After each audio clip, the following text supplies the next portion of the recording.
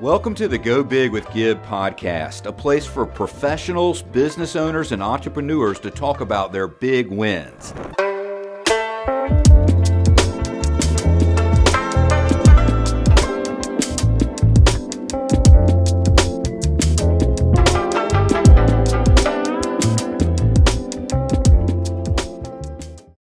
All right, today I've got with me Jason Wright. Jason, how are you today? I'm doing good, my friend. How are you? Doing fantastic. Really enjoyed seeing you in Phoenix at Raise Fest and getting an opportunity to have a little face-to-face time with you. Think the world of you and love what you've done to help me and my company, Irons Equity. Jason, give our listeners a little bit of background about yourself and your company and tell us what you do. Sure. So kind of the short story is about 8.5 years ago, I just got really tired of working for other people, and for simple reasons, right? I don't like to get up early. So I was like, man, if I could just sleep in a little bit and not commute anymore and just pay my bills, that would be great. So I quit corporate America. It didn't work out. I had to go back, and I ran out of money pretty quick. It took me about 18 more months to figure it out where I could quit again. The company's called Intentionally Inspirational. When I came up with that name, I didn't know what it meant, but I was very certain it would change my life, which it has. We do digital marketing. We work with capital raisers, specifically in a program called Active Campaign today. It was never the plan. All of it was kind of a happy accident, but that's been the journey. And, once I kind of got that taste of entrepreneurial freedom, it's a sweet taste, man. I like the flavor. So in one way or another, I've been, running towards it ever since. For the listeners out there, I've been a client of yours, Jason, for over a year now. Yep. And I just think that, first of all, everything with you and your company has been absolutely top notch. I mean, I can't say enough good things about, your follow through and the guidance that you've given me. I mean, it's really helped me to develop my marketing systems and to capture, leads and to be able to follow up with them. Talk to me a little bit, though. Let's talk about Active Campaign specifically. Sure. What does it do? Why did you choose it as your preferred platform? Because you've built your business, on Active Campaign. It's very user friendly.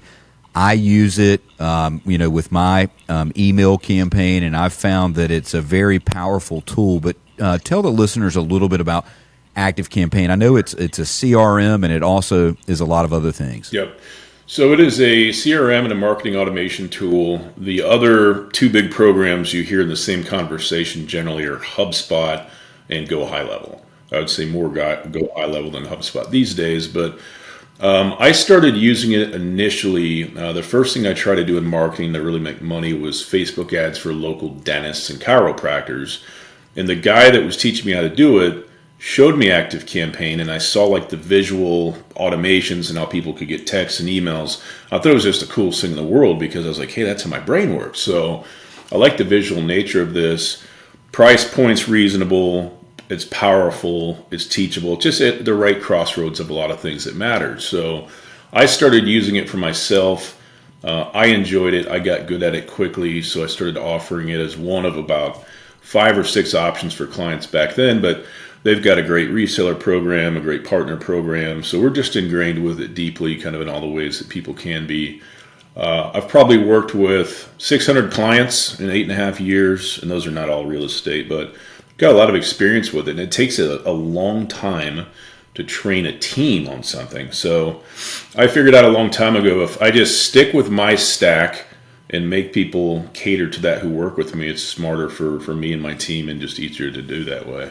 Was there ever a time where you considered any other CRM platform? I mean, like I know, I'm a member of Raise Masters, Hunter Thompson's mastermind program. I know, we were talking about how we just saw each other in Phoenix at Raise Fest.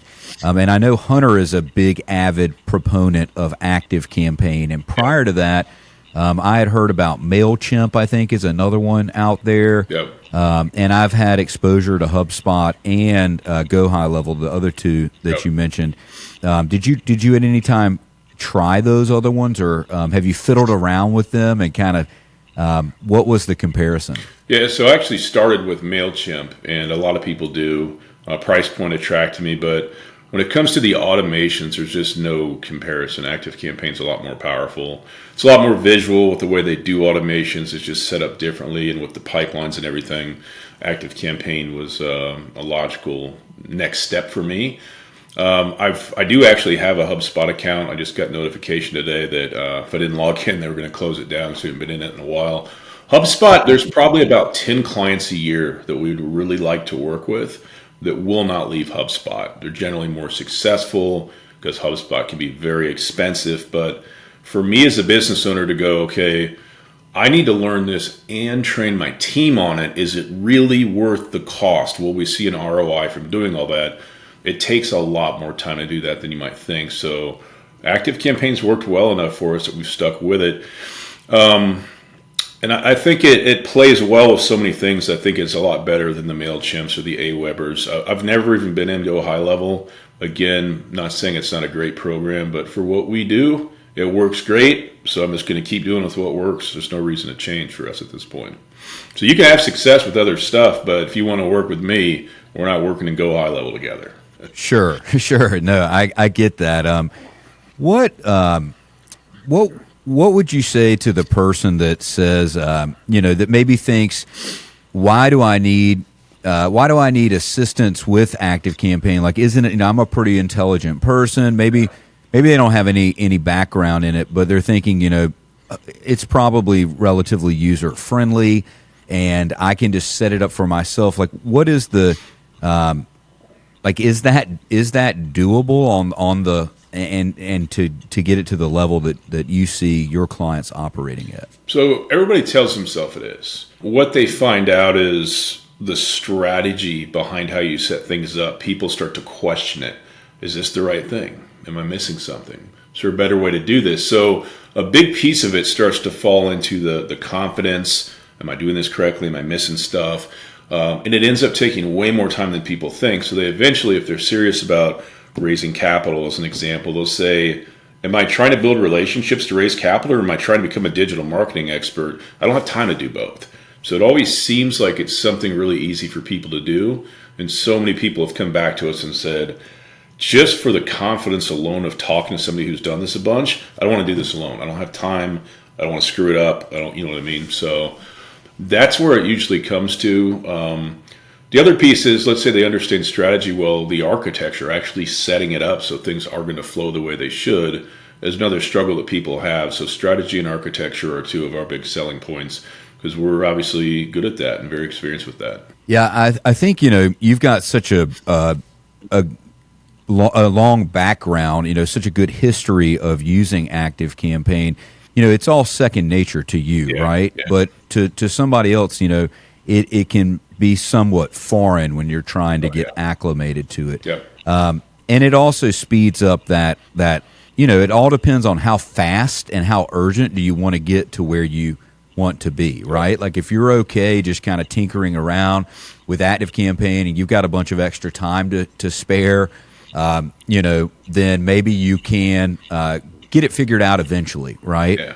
But having you set it up, how long does it typically take when you are working with a new client? I know you've got a couple different product offerings and a couple different levels of, in terms of the size of the package and the complexity of what you're setting up. But a standard client that you onboard, what kind of turnaround time are you looking at to get set up with ActiveCampaign? Yeah, so 5 weeks is our standard time. They can't expedite that. And that's really, we're going to get stuff from the client. We're going to build it. We're going to quality check it. We're going to share a resource that is basically a list of videos in order that trains them how to do it. So from our side, it's about 5 weeks, depending on the client and how they dive into the training. They're going to have confusion. They're going to have questions. There's going to be places in their understanding where there's sticking points. So we know all that. So it can take a little bit to get set up. But once they get through it, it might be another month, or it might take 6 months, depending on how much time they want to put into it. But we try to get it turned around, everything within probably 2 months is a good time frame. One thing we're doing differently now that used to create a lot of work for clients prior to this January is we're taking a couple different prompts and running them through AI to help with that email copywriting. A, every client has different copy, and B, I won't say it's a done for you product, so I'll never say that, but it is more done with you than it was before. So as long as the clients understand from a high level what we're trying to accomplish, I think we have shortened that time effectively for them going forward. So, talk to me a little bit about some of the automations that you set up for capital raisers. What kind of automations would you typically set up with your, with a package? Yeah, so there's really three big focuses from a really high level. So there's a bunch of automations under each of these. One is investor prospects, right? This is the faucet we never turn off. I'm actually trying to raise for syndication now, and I haven't announced it to the world, so I got to get some stuff out there today and start doing this. But investor prospects of nurturing, how this is going to work is get them on the list, give them info, introduce them to you and the brand, and then at the right time, start giving them the option to book a call with you. If they book a call and you have nothing open, nurturing them to join your portal or your investor list or what do you have set up. So we really have options for if you're raising money for yourself or other people, syndications or funds and all the above. So that's one big piece. It's important. You always want to be growing that audience and that list. The other piece is actually for raising money. Again, we've got automations and pipelines to help with pushing people to a webinar, whether it's live or pre-recorded, nurturing them to soft commit, nurturing them to wire money, nurturing them for signing paperwork as well. And the nice thing about that is you can do it for multiple things at once and still stay organized with it. And then the final piece is really going to be about engagement. It's really going to be about keeping current investors or current VIPs on your radar and touching base with them at whatever frequency you like. We suggest once a quarter. You can do it more or less, whatever you want. But and we've got specialty automations in there as well. But really engagement, helping people get to know you and not losing track of where people are is kind of the biggest focus of everything. Yeah. So for people that have never used ActiveCampaign before, Jason, how does someone get on the list? I mean, I know that they can be entered manually by the owner of the ActiveCampaign account can go in and enter the individual's contact information manually, but what are other ways that they could end up on the list or get onto the list? Yeah, so opting into a form. So I just did a cigar event in Phoenix called Smoke, Flow, and Grow. I set up a QR code, right? So when these people walked in to the place, they scanned a QR code, took them to a landing page, name and email, and I said, enjoy your night, watch the video I sent you later. So I got these people to opt in right through a funnel, right through a landing page, right into my account. And that's one way to do it, right? Face-to-face, the QR code. The most common way is with a form on a website or landing page, contact form, invest form, lead magnet, whatever the case may be. So these ActiveCampaign, this is something I just learned the other day, but it's my understanding that these ActiveCampaign forms are on the website. So basically, like, if I want to change one of the forms, I reach out to you instead of reaching out to the web designer, for example. So it depends. So you can either use a third-party form, which is the web designer's form, as long as that form integrates with ActiveCampaign, or you can actually use an ActiveCampaign form that is embedded on the website. The experience is the same for the person opting in, but from my nerdy side of the fence, knowing if you have third-party forms or ActiveCampaign forms matters for what you just said. Okay. Yep. Okay. So talk me through what happens. Let's say that somebody goes to my website and they see one of my ActiveCampaign forms, and let's say that they go to the investor prospects form. What happens next? So if they opt into it, so if they see it and they fill it out and they hit submit, their information is going to automatically go into ActiveCampaign. All the fields from your form are custom fields in your account as well, so you can make sense out of what somebody has said in regards to what questions.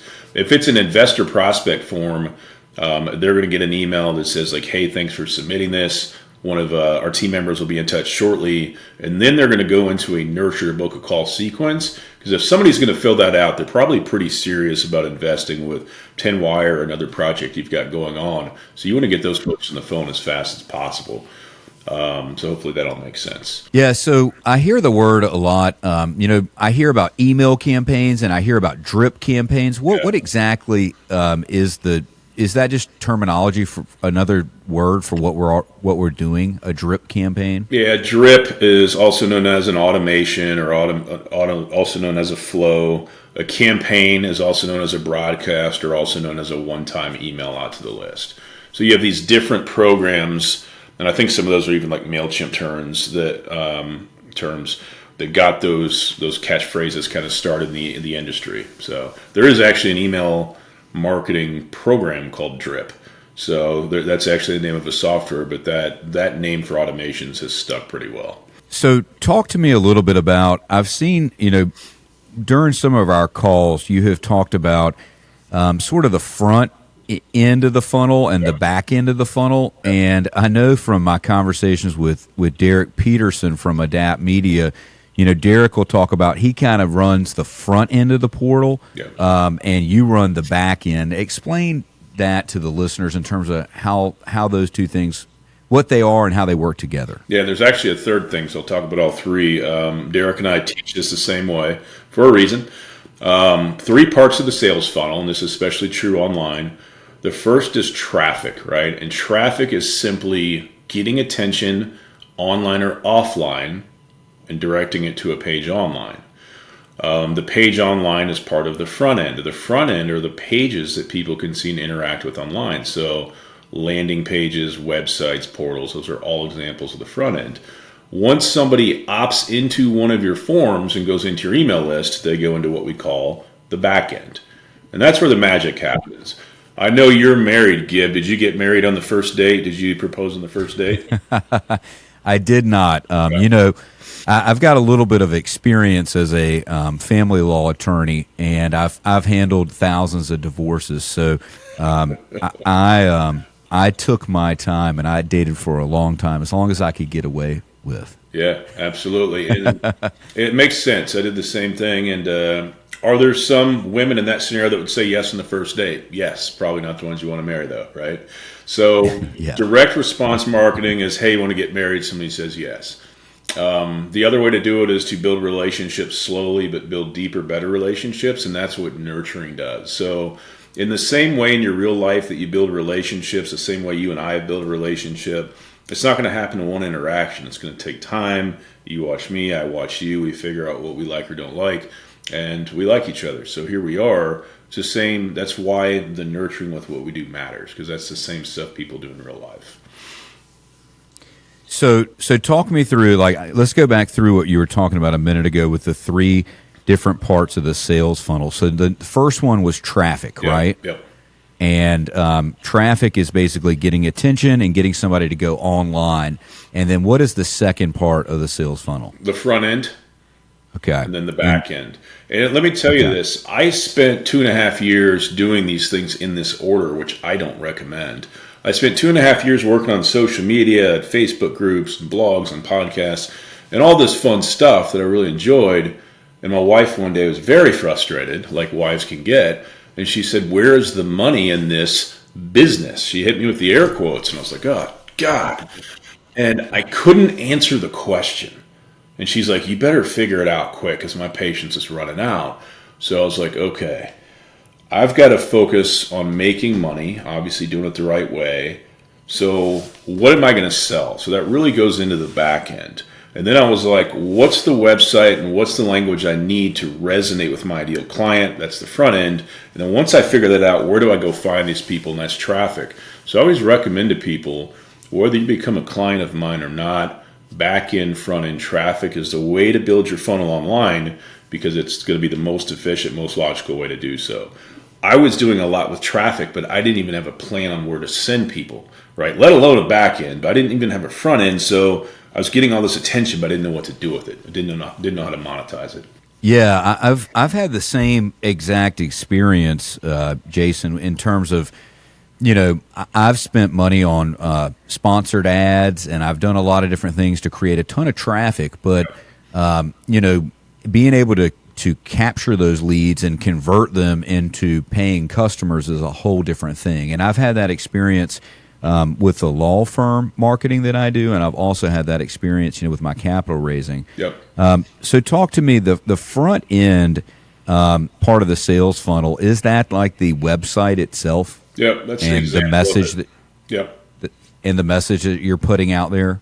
Absolutely. Okay. So when I do a new offer, just to tell you how I do it, so I just did one for Smoke, Flow, and Grow. My process for building, so I do all of our marketing, obviously in sales as well, is I start with the back end. So the way that my mind works is also different than most people. So for me, this is really normal. For a lot of people, it's really weird. But I start with the back end. What's going to happen after I get people into this automation? So I get that built. Then I usually build a landing page, right? Headline, video, call to action button. That's it. Very simple. And then once I get all of that working, then I put it in front of the people I want to see the offer. So, back in front end traffic that way. So hopefully that makes sense. But you have to have a plan for what's going to happen once you get the people you want to the place you want to go, right? That's a way to think about the back end. Once you get that plan set up and you have that path created, then you're going to set up the room and get the food out and get the party ready, and then you're going to invite people to the party. So it's another way to look at it. Yeah, that makes sense. So when you go to the landing page, the way that you do a sales offer, Yep. You go to the landing page and basically you've got like a video there. Yep. And then you've got a space for the person to put their contact information. Is that the reason what the page would look like? I use that model a lot. So it's just called a VSL, or video sales letter. I don't have a long attention span, so I don't consume a lot of webinars, so I get way too bored too quick. I know I've got maybe 7 minutes or less to get somebody's attention, and I'm a pretty direct guy anyway, right? Here's what it is. If it makes sense, here's how you move forward, and if not, don't. But the reason I even put in that opt-in, so sometimes I'll tease the video, I'll have them opt in, then I'll give it to them. It's because selfishly, I want to nurture people if they don't buy. So as soon as I get them into my list, I can give them an automation that's like, here's the thing. They haven't bought. Here's the thing again. Here's the text also talking about the thing. So I try to get it so I can nurture people through each piece of what I'm trying to do. This company that you have, is it a brick and mortar type of company, or do you got folks all over the country? Yeah, so it's the goal is always to be a virtual freedom first business, so it's completely virtual. We all happen to be, the U.S. team all happens to be in the Southeast. We're Florida, Georgia, Louisiana, and we've got one in North Carolina. And then we've got a Philippines team as well. So the good thing about the Philippines is they sleep generally opposite of when we do, so there's always somebody working, which is great. It works out really well. But our client-facing team is mostly all in the U.S., and the whole idea is these are moms, these are wives, most of them are military wives in the U.S., but we want to be able to do what we want with our families. If you want to sleep in, sleep in. If you want to work weekends, and it's a freedom-first business. So I don't tell people when to work.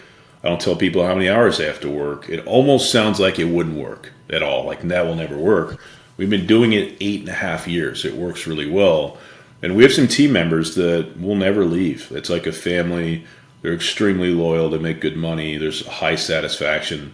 And my style is like, I'm not your boss. We just hope we're both working on the same thing. I just happen to own the company, right? So it's like, here's the end result that I desire.